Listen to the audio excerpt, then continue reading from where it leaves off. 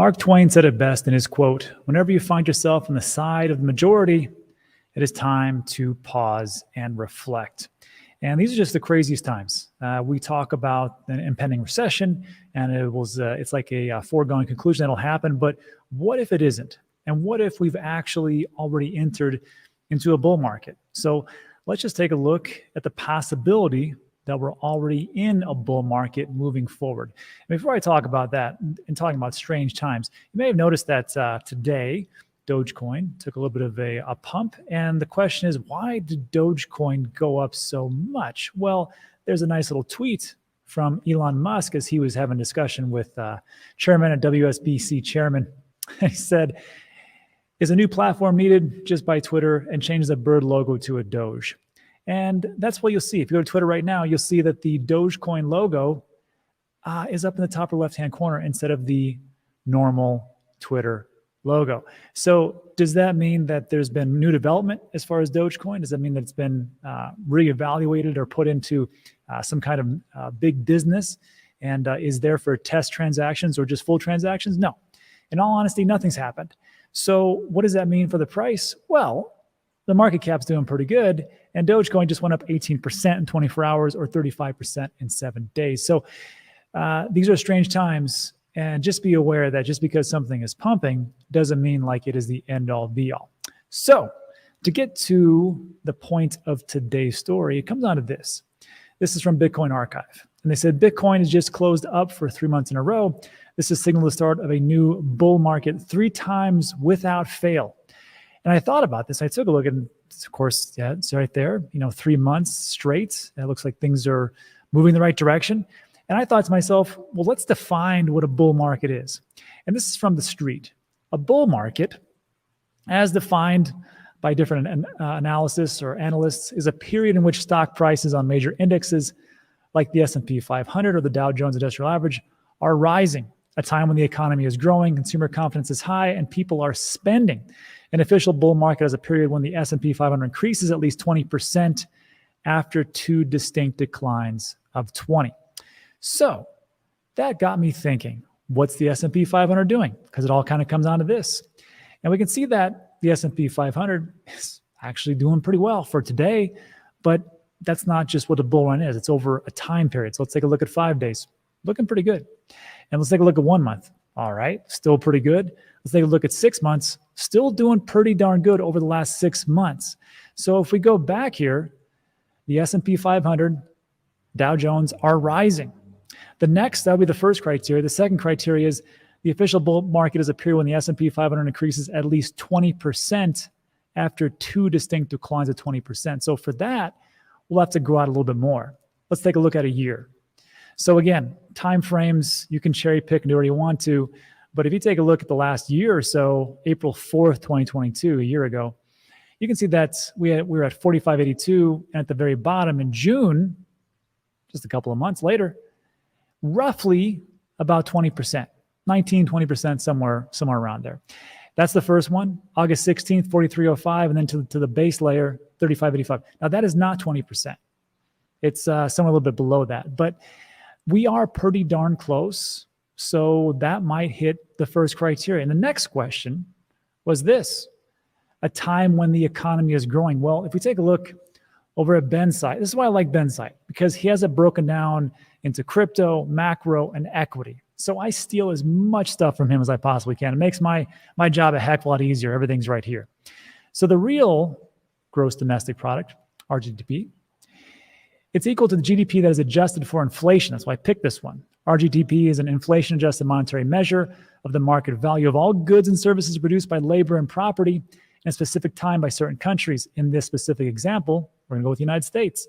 And we can see that real GDP has been going up for quite some time, 2015, 18, 19. We took a little bit of dip here in that thing called coronavirus. I don't know if you heard about that. It was a big thing. And then here we are at the tippy top, and we're still going up. So I find this quite interesting.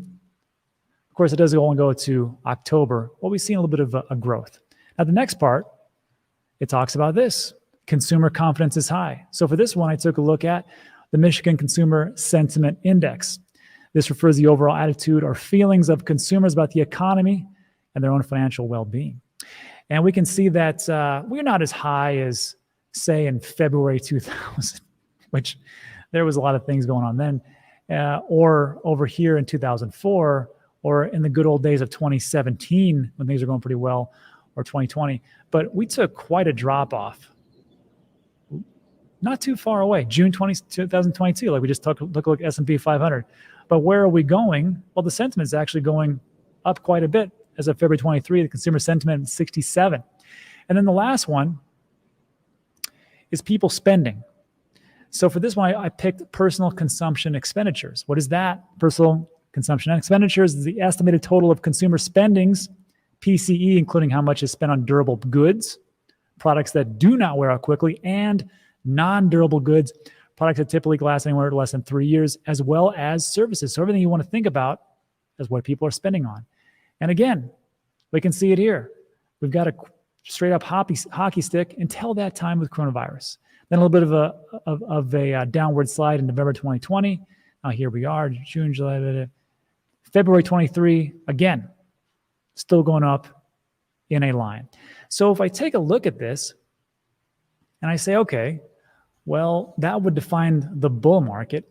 But what Bitcoin Archive is talking about is that it's just closed up for 3 months in a row. So again, if I take a look at these things, here's the Bitcoin monthly return tables. And we can see that they are spot on. It has been 1, 2, 3. And I got to tell you, for 2023, we've had some monstrous months. Thank you for all the banks that are collapsing. Not good for people, I understand, but it is good for Bitcoin because it makes people realize that, hey, nothing's safe. So you got 3 months here. If we take a look at 2022, there wasn't 3 months in a row, so that wouldn't hit that criteria. In 2021, remember that year? Oh, that was a good year. What do we have here? 1, 2, 3. And a little bit of a sideways action. 2020, no. 2019, we did have 3 months in a row, actually 5 months in a row. And it was a little bit choppy, but this was a good year to accumulate, I felt. And of course, going into 2020, nothing there, and then 2021. 2018, 2017, there was 3. April, May, June. Remember what happened 2017 to December? That was its all-time high for that cycle. And then the next one would be 2013 down here, and then 2012, which is kind of a little odd data. But if you just take a look at what they're talking about, it could be. Now, does that mean without a shadow of a doubt that we are definitely in a bull run? That's not what I'm saying. But there is a case to be made that maybe we are in some type of bull run. Does that mean that I'm going to change my strategy and dump in everything right now? Me personally, no. I can't give you investment advice. I'm not a financial advisor. But I got to tell you, I mean, every time that we think that things are going to happen a certain way, market reacts a little bit differently. So let me know what you think about that in the comments section. And then also, just as a reminder, Ben's site, the reason I use it so much because it's well put together and makes my life a lot easier. So my favorite one is the indicator summary, and it just kind of takes a look at the risk level for when you can buy and sell crypto and breaks down my Bitcoin, Ethereum, all that great stuff, right? Makes it very simple. And it's also good just to do your own research because the things that I talk about, maybe there's something that you want to take a look at, especially with the macro environment or even the crypto or equities. So I highly recommend it. I mean, I use it every single day. Right now, he's having a sale. And then with my link in the description, you get 10% off for the first month. So take that as you will. But thanks, Ben, for letting me steal your stuff. Anyhow, let me think about that in the comments section. And then it's not just about Bitcoin. I know we talk a lot about Bitcoin in this channel, but you know, there are some good things going on in the crypto world, like with Algorand. I don't talk about that much. I own Algorand, so just so you know, I am also biased. But this is a good article about how an Argentinian airline, they're using Algorand for all of their tickets as an NFT. I thought this was a pretty good idea to save money. So this is what's happening. Low-cost airline Flybondi is integrating Web3 in its ticketing process by issuing e-tickets as NFTs.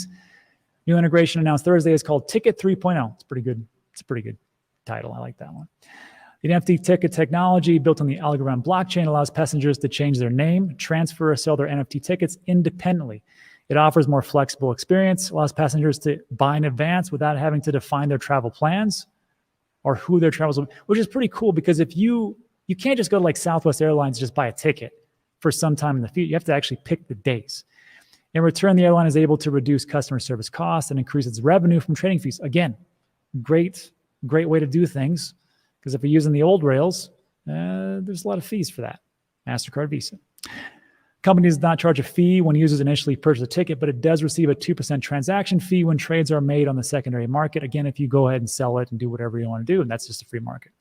Airlines also get a 2% cut. So again, Algorand, which is incredibly inexpensive to use right now.